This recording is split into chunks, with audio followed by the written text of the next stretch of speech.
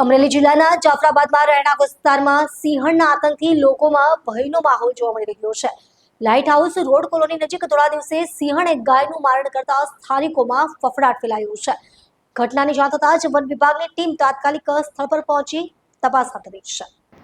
અમરેલીના જાફરાબાદ ખાતે light house road colony પાસે સિંહણે થોડા દિવસે ગાયનો શિકાર કર્યો હતો। સ્થાનિક રહીશ મુઝફ્ફરભાઈ ગનીભાઈની ગાય પર સિંહણે હુમલો કરી તેનું મારણ કરતા સમગ્ર વિસ્તારમાં ભયનો માહોલ સર્જાયો છે।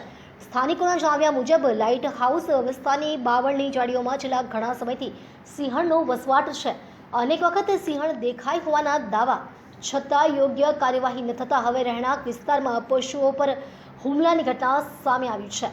ઘટનાની જાણ થતાં જ વન વિભાગની ટીમ તાત્કાલિક સ્થળ પર પહોંચી હતી। ટીમે સ્થળનું પંચનામું કરીને આગળની કાર્યવાહી હાથ ધરી છે અને સાથે જ સમગ્ર વિસ્તારમાં સિંહણની હિલચાલ પર નજર રાખવામાં આવી રહી છે। સ્થાનિક લોકોએ વન વિભાગ સમક્ષ રહેણાંક વિસ્તારમાં ફરી રહેલી સિંહણને તાત્કાલિક પકડીને અન્ય સુરક્ષિત સ્થળે ખસેડવાની માંગ કરી છે। લોકોનું કહેવું છે કે સિંહણના કારણે પશુધન ઉપરાંત માનવ જીવનને પણ જોખમ ઊભું થયું છે। માલ અહીંયા ચારતો હતો ને ઓચિંતી સિંહણ આવી ગઈ ને મારી ગાયને પકડી લીધી ને કાટમાં ઉપાડી ગઈ। મારી ગાય હતી 20-22 હજારની ગાય હતી સાહેબ। 5-5 લીટર દૂધ કરતી હતી એને વાછરો ઘરે છે ને જન્માને 2 મહિના થયા હતા સાહેબ। આ સિંહનું ત્રાસ કેટલા સમયથી છે? ઘણા સમયથી ત્રાસ છે સાહેબ। કોઈ અધિકારીને તમે જાણ કરી હતી?